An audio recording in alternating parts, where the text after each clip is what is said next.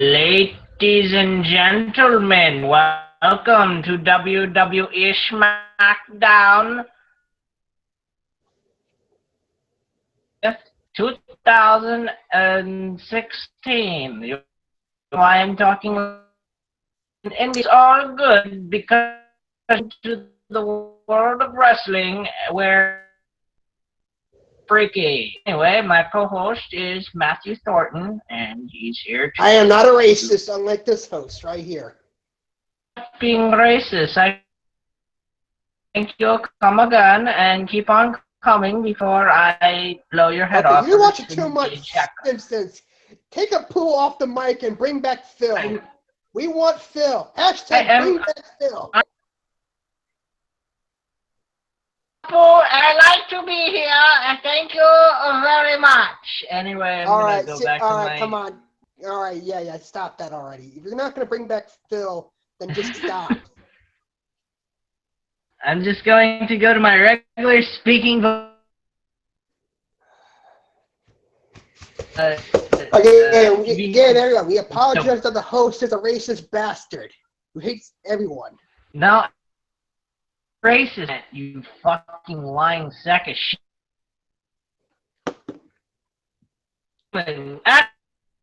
Nice, decent, seeing wonderful, great ending of Roman Reigns sucking out of nowhere by his former now Kevin Owens is the new WWE And who did I say Universal was going to be the Champion. bitch for the night? Who did I call to be the bitch of the night? What was that? You were breaking. I said, who did I call that was going to be the bitch for the night? Seth Rollins was going to be the bitch. Yep. And my God, there is so much they can do with this situation. Granted, they could play it safe and go with the whole Seth Rollins face turn, but honestly, I've been giving this thought for an entire day, and they should not do that. What Raw needs to do for 3 hours is build a consistent long-running storyline, and this is what they can do. An internal power struggle between Triple H and Stephanie McMahon and Mick Foley. You split the roster up between which one is going to go with what, and you build off that.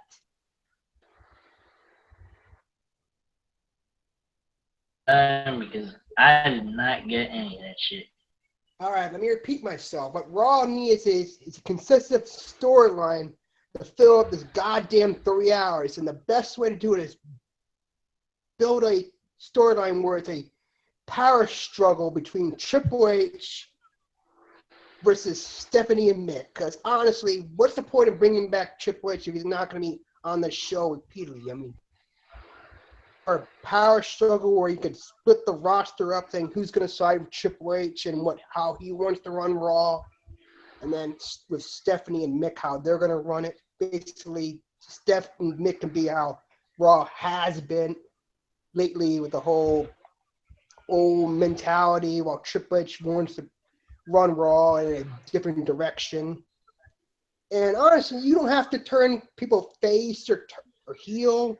You can leave them as they are. You can be like Triple H, be like an anti-heel or anti-face. Same thing with Kevin Owens. You don't have to turn him face or heel because he's good regardless, as long as he's that whole fight mentality. Yeah.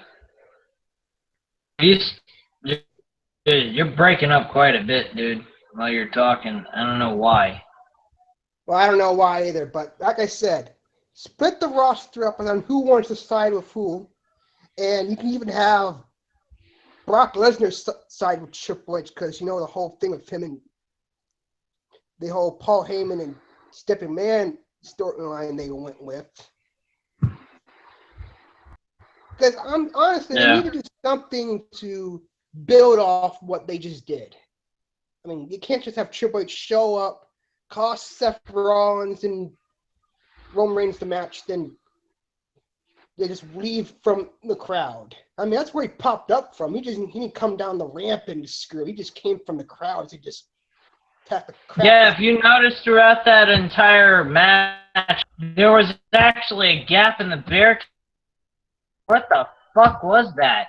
And then, lo and behold, Triple H is showing up out of that thing. So there you go. There was a gap in the fucking.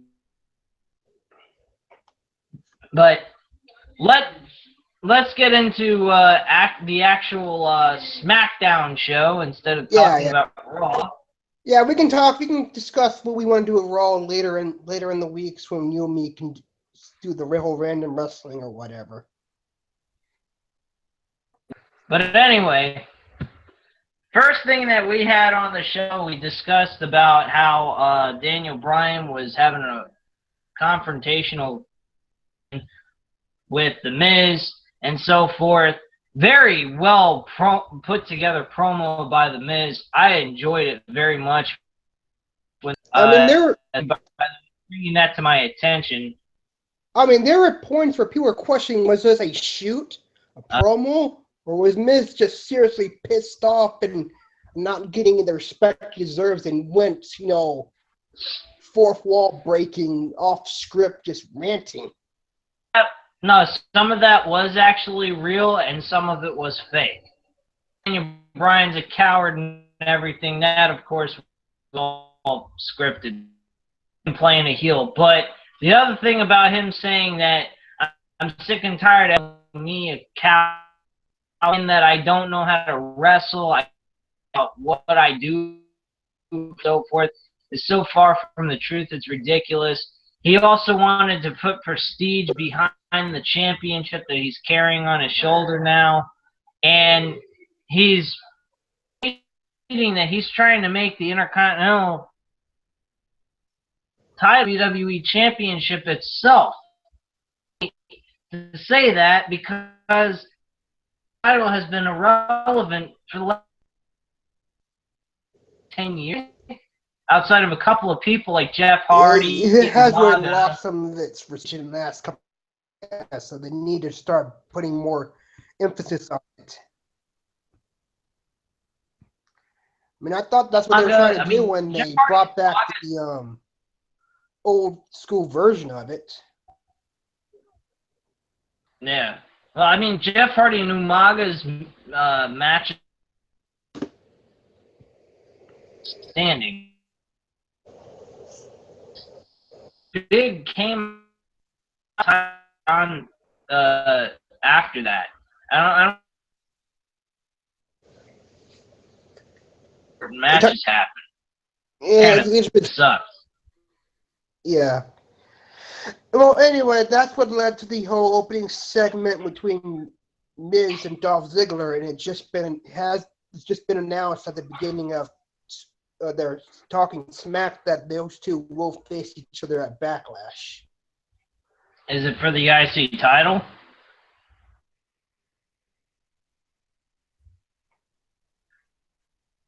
Hello? What do you have to say about that? Nothing to say because I didn't hear a fucking word you just. I said Dolph Ziggler is going to challenge Miz for the IC title at Backlash. My attitude towards that is real simple. I think that is an outstanding idea. I don't think Miz should lose the championship. For the first, retain the championship and make that title mean something. It's about time to make Miz mean something, because he showed me something that episode. He can do a promo.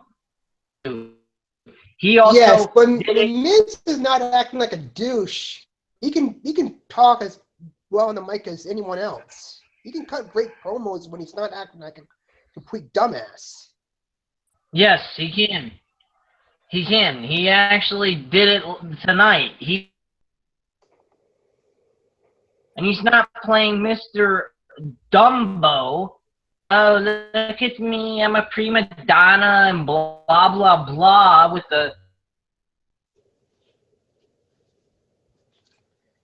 serious for a moment and storm, but, you know, Yeah. you gotta be serious or nobody can buy into him.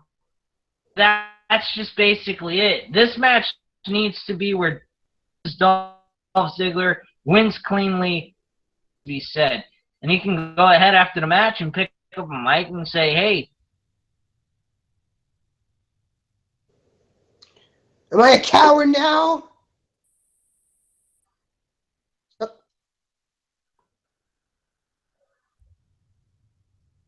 And of course, he's so probably the going to best lead. thing, You think this is going to lead to a eventual Daniel Bryan Miz match?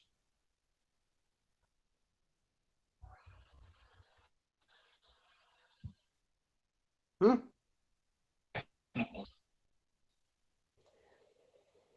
don't know what the fuck's we talking here.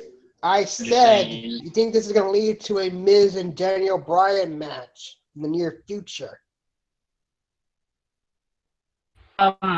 It might not. It all might be just a swerve on everyone, trying to make people think that he's actually gonna get with him. But in all honesty, he's not gonna do anything. I think he, Daniel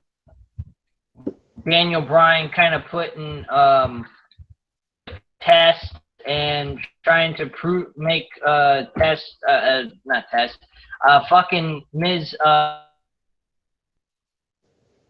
Intercontinental and as a wrestler as well. He's going to get an eventual, if they building off, might actually go on to world. And Be you mean a very WWE fucking champion weird. again? Huh? You mean they're going to make him another WWE champion? Yeah, that's what you. Because his first run was kind of Internet crappy. today is working like shit. Fucking damn.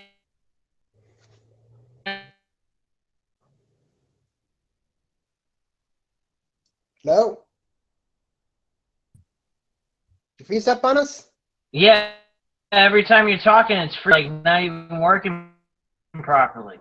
Yeah, sometimes you freeze up too. Okay, so basically, Miz is doing good. The promo he had with Dolph Ziggler was a good opener, and they're gonna face each other at Backlash. All right, move on to the first match of the night.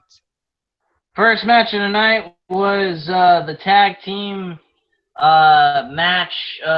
It was, I can't remember, and I can't keep this fucking goddamn thing up because it seems like when I have it up, the signal breaks on you to talk. Remember. It's the Hype Bros versus the Vaudevillains. Yeah, the Hype Bros and the Vaudevillains. That was an okay match. The fans weren't too heavily into it, but it was a decent match. It wasn't horrible. Impressed with it. What did you think of it? It was a good opener. I mean, match-wise, getting it out of the way. I mean, Mojo Riley's impressing me with how he's doing in the ring. Like another wannabe Ryback, only. Oh, he's not crying like a baby-back bitch. That's true too. He's not doing that, thank God. All right, so now I pulled this up on my cell phone, so help us a little better.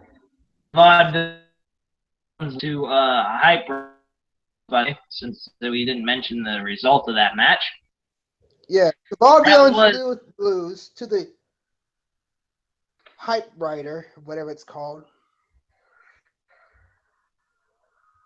So they've moved on to the next round, which is the semifinals, which they're probably going to compete in next week on Smackdown.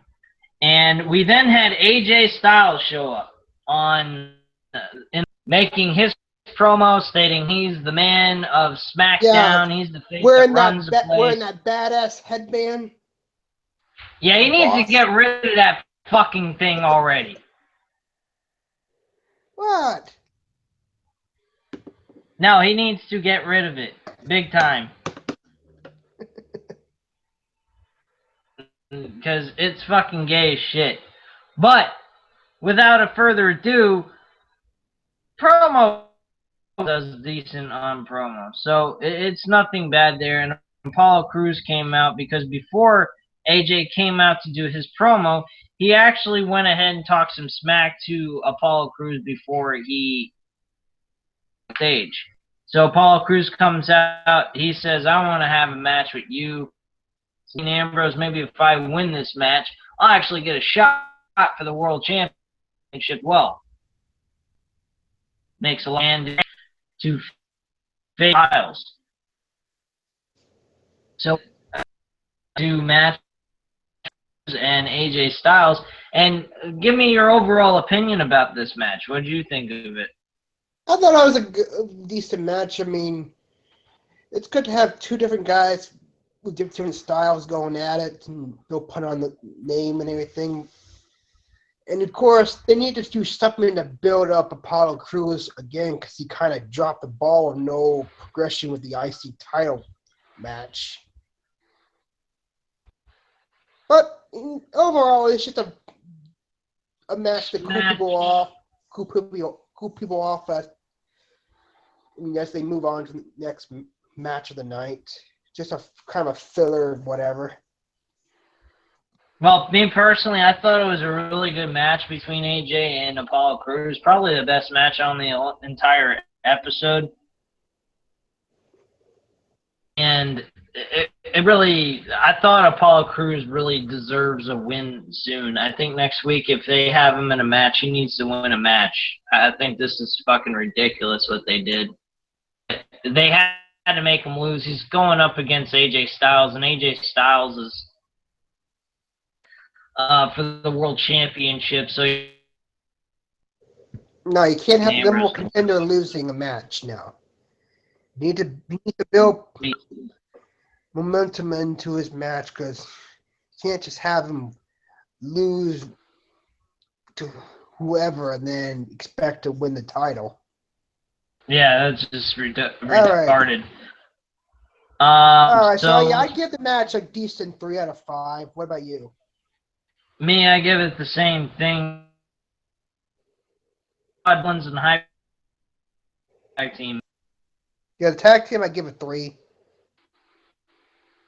Yeah, I give it the same thing much. Let's move on here. So after that match, we had footage of, oh my god. We saw footage of fucking Heath Slater in his trailer park place with his so-called wife. Oh boy, oh boy. And yeah. I can't, this is pretty much where I kind of was like, when is the show going to end? This went on for about 10, 15 minutes, I think. Good solid match here for this portion of time. Fuck were they thinking? I know. I mean, they could have done anything. I mean, This should have been. They could have threw in another tag team match. There was no point in that. They could have just done anything, fucking anything. And they did. Rhino didn't even say anything. He just sat there and he's asked, so why did you decide to join with Heath Slater and be his tag team partner? He just shrugs his shoulders going, I don't know.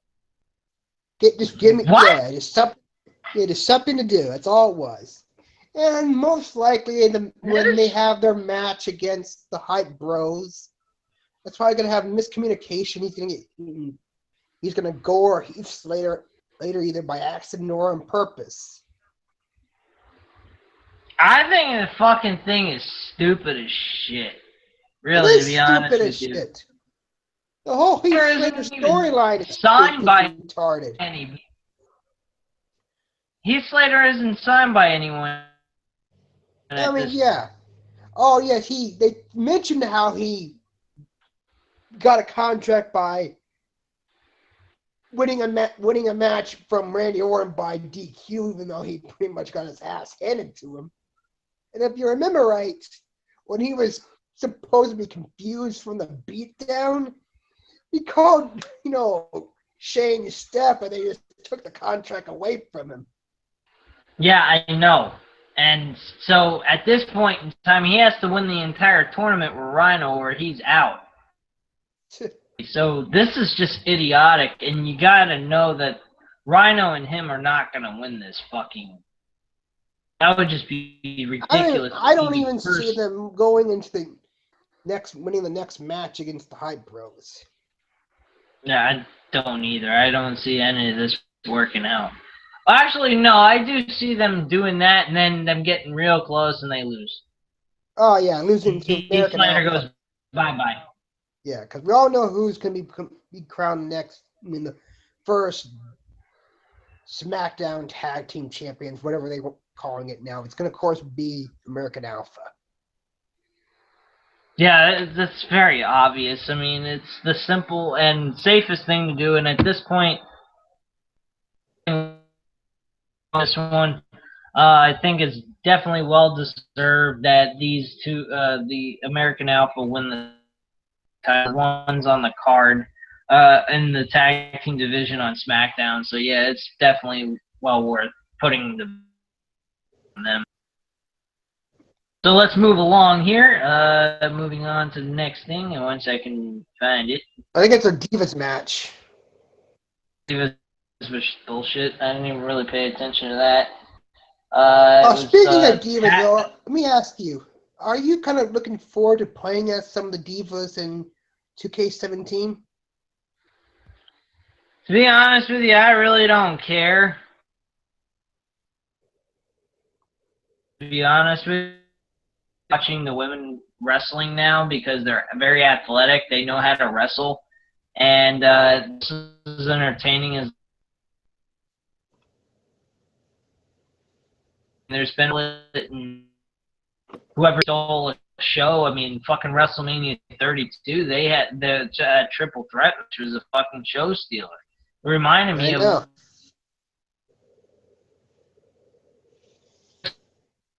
Shawn Michaels 20. That's what that match reminded me of for a women's wrestling match. That's pretty fucking good. The thing they didn't have was blood. Well, I can't really do that anymore. Okay, so yeah, the women's match, the women's match, which I think was Natalia and then whatever. I didn't pay attention to it. So what was the match anyway? It was Natalia and Alexa Bliss versus Becky Lynch and Naomi, and they got the roll-up pin. Becky Lynch got distracted, and Alexa got the pinfall by a roll-up pin. Becky Lynch keeps getting fucked over, and Carmella went ahead and beat the hell out of Nikki Bella. So apparently Nikki Bella is this face who has no wrongdoing here. At one point she was a fucking sudden she's this goody two-shoe woman who's ready to be the headliner of SmackDown's women's division. Sakes help us all. Much it on that, but I didn't really care for it. I was pretty much at this point. I was talking to my girlfriend. I didn't give a shit. All right. Heath Slater and Rhino actually. So honestly, there was no team whatsoever. They just call in the headbangers. We haven't seen it. God knows how. Yeah, and they lost by a gore from Rhino. Rhino is going to probably carry Heath Slater all the way through until the title match. Well, obviously, because Heath Slater can't wrestle with shit. He never could and never will. Yeah, I thought he was good with the Nexus, but then after that, I don't know what the fuck happened to him. Oh, really? He decided to form a 3-man band and it went nowhere. Yeah, apparently they just wanted him to be a nothing for whatever reason. I don't know why. There are jobbers who get more respect than Heath Slater. Yeah. Then before the main event, they had some random guy who was in the ring and wanted to fight. It was underwear. I wasn't fully Yeah, paying attention to this because again, I was talking to my girlfriend during this that's what he portion. did. He literally was And he just had going ape sick and pulled his clothes down. he stripped down to his white ties. And you had AJ Styles at ringside looking forward to the main event match, and then Kane came out. Kane came out and just choke slammed him and then walked away. They had a little face-to-face confrontation with Baron Corbin, and that was it. There was no point in that. I was scratching my head. What are they doing? I mean, it's SmackDown. That was the two things that fucked up this episode to me. Was that with Kane doing what they did, which made absolutely no fucking sense. I guess they were just like, hey, Kane, we had enough of you fattening up in the catering. Still what you looked like in 2003. So get your fucking ass out here and do something that we pay you to do, and that's actually entertain if you can. So crowd control. Slams the douchebag to get him out of the way. Yeah, some random fan jumped the barricade, and now he's stripping down to his white ties. This is a PG show. Somebody call in the exterminator. Yeah, and Kane was it. A really fucking odd segment, and then that whole segment with Heath Slater in that interview with Renee Young. I mean, quite frankly, Renee Young and Rhino did not look like they even gave a fuck of being in this fucking scripted segment. They thought it was probably shit. Uh-huh. Whatever. Alright, so yeah. Next we have the main event of the night. Baron Corbin versus Dean Ambrose. Yeah, this match was okay. I didn't have too many complaints about it. I mean, it was an average okay match. There was nothing but regardless, it was a decent main event. I mean, it definitely gave Baron Corbin an opportunity to work in a main event spot. With a really good worker like Dean Ambrose, who's the World Heavyweight Champion, they did the right thing here by making Baron Corbin compete against a world champion. This guy, Baron Corbin, definitely needs to be more and turn into a main eventer on SmackDown because they need eventers for SmackDown because once all the things they can run through with the big top tier guys on SmackDown, they're going to need guys to be able to be good enough to compete against world champions to be believable. I know, because Cena's out doing random stuff, and then once AJ beats Dean Ambrose at Backlash and becomes champion, of course they'll have a rematch at I think the next SmackDown pay-per-view might be No Mercy. But then after that, who's next? They gotta start building up main event spot guys to take, to start stepping up. Yeah, I mean, to be quite honest with you, that wasn't bad. Yeah, we also forgot one thing that we forgot the segment with Bray Wyatt and Randy Orton. Oh yeah. And I didn't say the end result of the main event. Let me just say the end result of the main event. The main event ended with a no contest match test deal, and at the end, AJ Styles tried to do the forearm off the top rope, landed on his testicles, and was it's the good old Nutcracker suite. And then you got a little rope-a-dope action. Got a rope-a-dope. Yeah. Yeah, that didn't seem like fun, and it seemed like they were just doing a comedic ending to episode, so I thought it was alright, but I think they could have took it a little bit more seriously, but there's no big deal on that.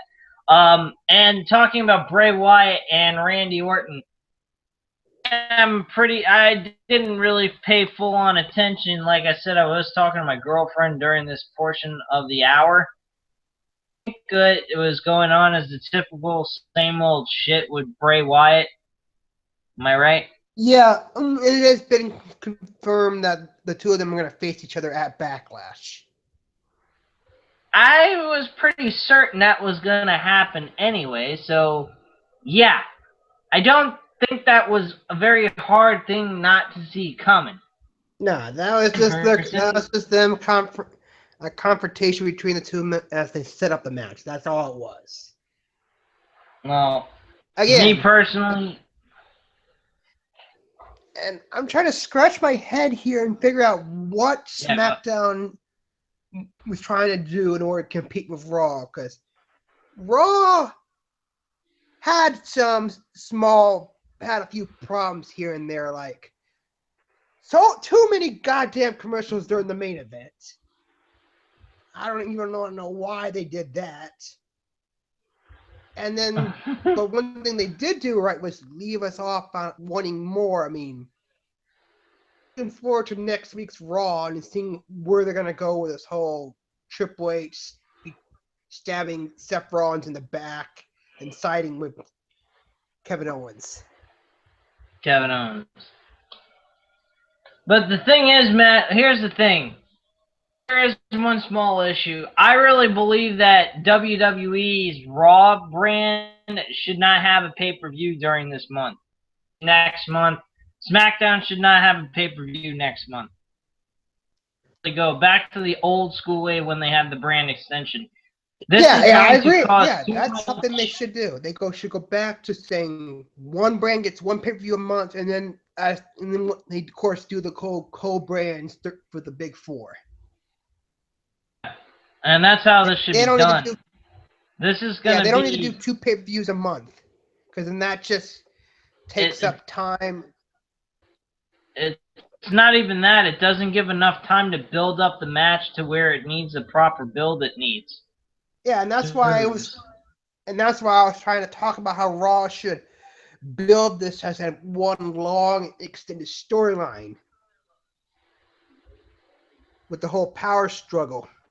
Because honestly, what's Triple H gonna do? You just show up, talk about how he screwed over Seth Rollins because he was being a bitch about all these years, a couple years, and then how Kevin Owens worked his way up and he should be the guy representing the brand.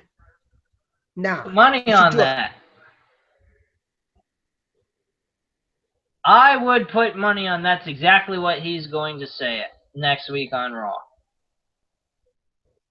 Yeah, that's exactly what they're going to do. But there should be some internal power struggle to build this up on. What power struggle?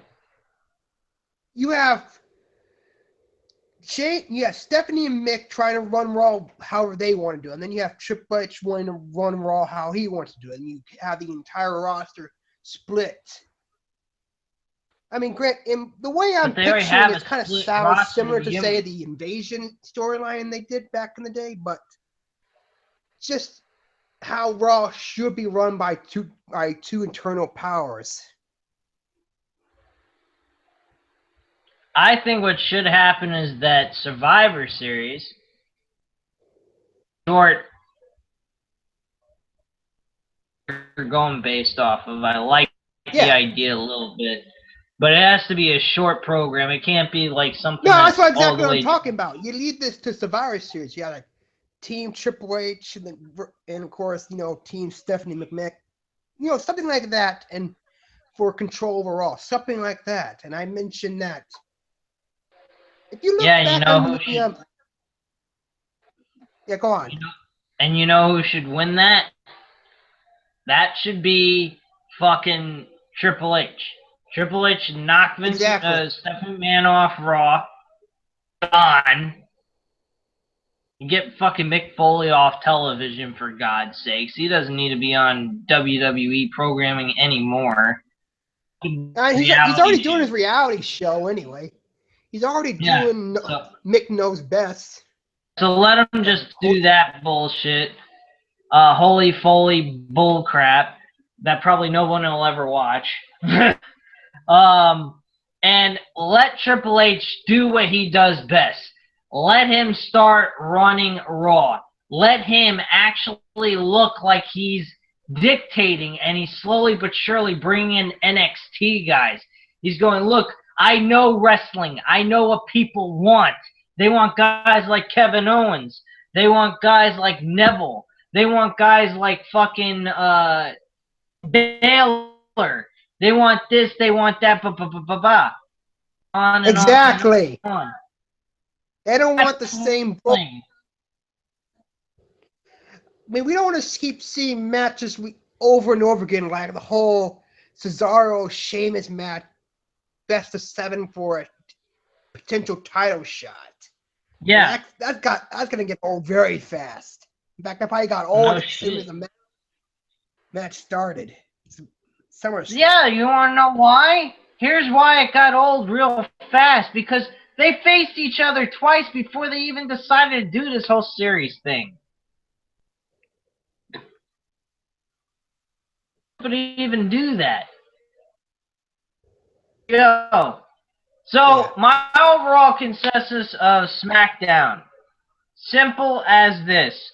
Smackdown was a decent, solid show. There was nothing really horrible about it except for those 2 fucked up segments. But everything else flowed perfectly fine. It was an okay show to watch. There was nothing bad about it. It's just Raw had a better show. Raw had that damn title match with a very ending that nobody saw coming. Everyone I saw online was pointing to Seth Rollins as the safe pick. Everyone knew that if they went with Roman Reigns, there would be riots and bloodshed, and I'm pretty sure Roman Reigns would have gotten stabbed in the parking lot. I think you're going a little bit much there, but okay. Yeah, I know. That's just exactly how the fans would react.